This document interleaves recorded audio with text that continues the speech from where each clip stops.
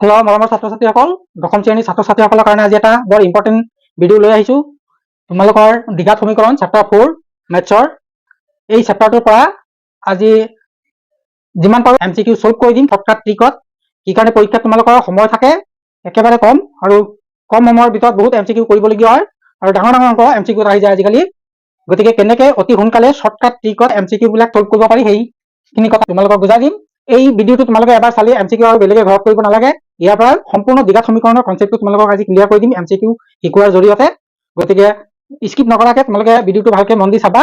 যদি চেনেলটোত নতুন আহিছা ছাবস্ক্ৰাইব কৰি ল'বা, কাৰণ ইয়াত মই তোমালোকৰ দশম শ্ৰেণীৰ ইম্পৰ্টেণ্ট চাম যিবিলাক আছে, অংক যিবিলাক আছে সেইবিলাক মই চল্ভ কৰি দি আছো, আৰু লগতে ইম্পৰ্টেণ্ট প্ৰশ্নবিলাকো চিলেক্ট কৰি দিছো। তোমালোকে ভিডিঅ'বিলাকত চাবা, ৰয়েল কোচিং যোৰহাট চাৰ্চ কৰি দিবা, তাত পাবা। হিন্দী মিডিয়ামতো দিয়া আছে, অসমীয়া মিডিয়ামতো দিয়া আছে, দুইটা মিডিয়ামতে তোমালোকে বুজি পাবা আছে। এতিয়া প্ৰথমে আমি চাওঁ দ্বিঘাত সমীকৰণৰ ষ্টেণ্ডাৰ্ড ফৰ্মটো কি। এইটো ভালকে মন কৰিবা, এইটো হ'ল তোমাৰ দ্বিঘাত সমীকৰণৰ ষ্টেণ্ডাৰ্ড ফৰ্ম। ইয়াত A, B, C যিকোনো স্বাভাৱিক সংখ্যা বা বাস্তৱ সংখ্যা বা ৰিয়েল নাম্বাৰ যিকোনো সংখ্যা হ'ব পাৰে, কিন্তু X টো হ'ল চলক। অকল X চলক নহয়, Y, Z যিকোনো হ'ব পাৰে। খালি মন কৰিবা যিটোৰ ওপৰত পাৱাৰ থাকে, সূচক দিয়া থাকে, সেইটোৱে হ'ল চলক, আৰু চলকৰ লগত থকাটোৱে সহগ। এতিয়া দ্বিঘাত সমীকৰণৰ মূলৰ কিছুমান প্ৰকৃতি আছে, নেচাৰ অফ ৰুটছ। এই তিনিটা নেচাৰ অফ ৰুটছ আছে। এটা আছে বাস্তৱ আৰু অসমান মূল যদি থাকে তেতিয়াহ'লে কি হ'ব লাগিব, b square minus 4ac greater than 0 হ'ব লাগিব। আৰু যদি B square minus 4ac 0 equal হয় তেতিয়াহ'লে মূল দুটা কি হ'ব, বাস্তৱ আৰু সমান হ'ব। আৰু বাস্তৱ মূল নাথাকে কেতিয়া, যেতিয়া বি স্কোৱাৰ মাইনাছ 4ac 0তকৈ কম হ'ব।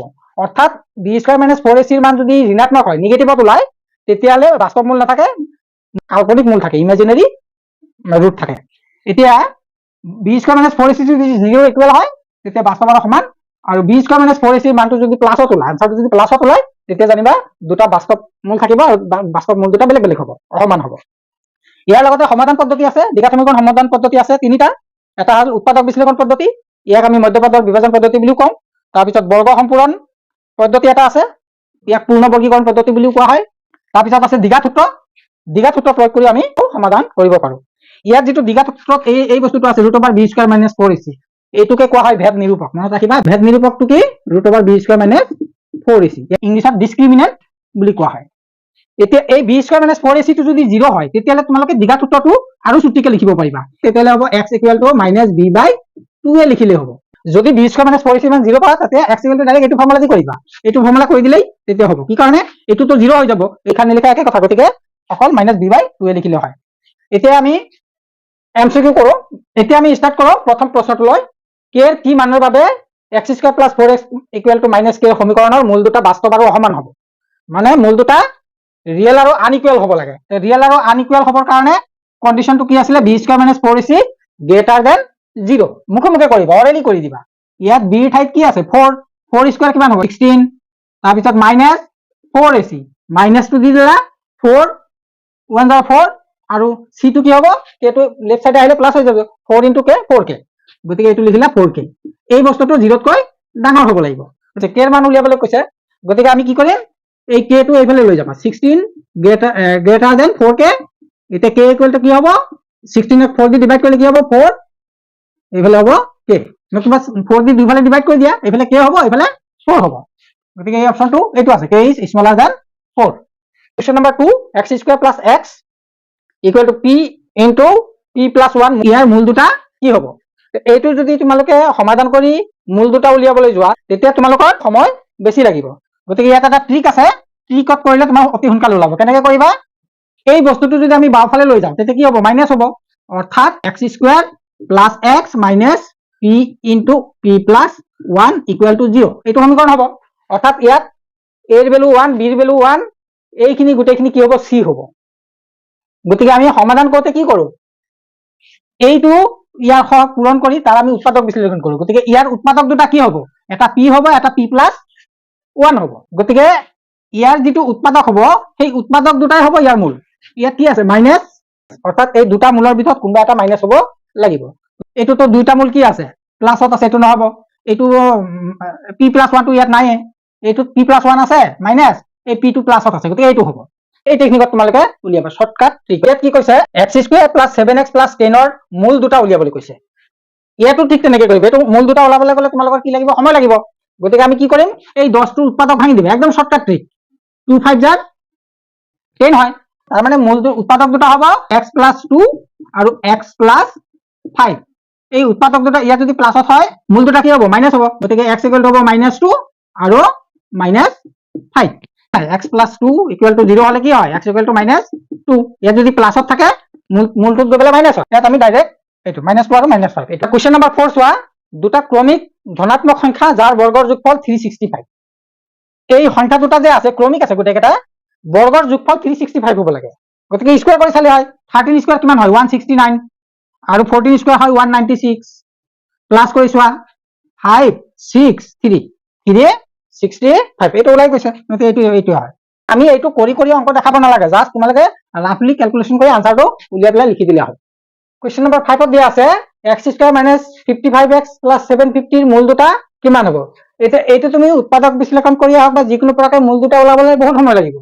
গতিকে তোমাৰ শৰ্টকাট ট্ৰিক এটা আছে এইটো কি এই 750 ৰ উৎপাদক যদি আমি উলিয়াও উৎপাদক দুটাৰ পূৰণফলটো কি হ'ব লাগিব 750 হ'ব লাগিব ইয়াত আমি চাব লাগিব এই দুটা পূৰণ কৰিলে কিমান হ'ব 25 ৰ লগত 3 মাল্টিপ্লাই কৰিলে 75 মানে 750 হ'ব গতিকে এইটোৱে মূল হ'ব এই দুটাৰ পূৰণফল 750 নহয় বুজি পাইছা না এই দুটাৰ পূৰণফল 750 নহয় এই দুটাৰ পূৰণফল 750 নহয় দ্বিঘাত সমীকৰণৰ এটা ফৰ্ম আছে এইটো x² - alpha + beta x + alpha beta দ্বিঘাত সমীকৰণ যদি উলিয়াবলৈ দিয়ে তোমালোকে এই ফৰ্মুলাটো ইউজ কৰিবা গতিকে দ্বিঘাত সমীকৰণৰ এইটো কি আছে মূল দুটাৰ যোগফল ইয়াত থাকে আৰু মূল দুটাৰ পূৰণফল লাষ্টত থাকে 750 মানে এই মূল দুটাৰ পূৰণফল 750 হ'ব কোৱেশ্চন নম্বৰ 6 দুটা ক্ৰমিক সংখ্যাৰ যোগফল 130 হলে সংখ্যা দুটা উলিয়াব লাগে এনেকৈ ডাইৰেক্ট স্কয়াৰ কৰি চালে হ'ল 7 স্কয়াৰ কিমান হয় 49 7 স্কয়াৰ 49 9 স্কয়াৰ 81 এইটো যোগ কৰা 0 130 মানে এইটো হ'ব প্ৰথমতে হৈ যাব বুজি পাইছা এনেকৈ তোমালোকে শৰ্টকাট উলিয়াবা